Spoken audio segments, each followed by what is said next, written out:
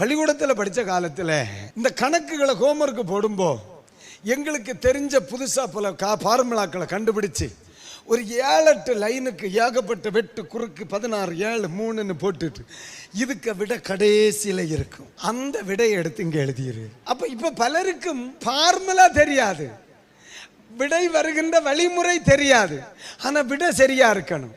ஏன் நான் கீழ்ப்படிய இணங்க மாட்டேன், கீழ்ப்படிய மனதில்லை, கீழ்ப்படிய விரும்பல.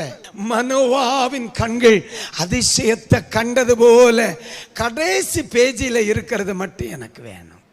அப்ப ஆண்டவர் என்ன சொல்லுகிறார்? பிள்ளை தோத்திரன், விடை சரியா வரணும்னா ஃபார்முலா சரியா இருக்கணும், கணக்கு வருகிற வழிமுறை சரியா இருக்கணும்.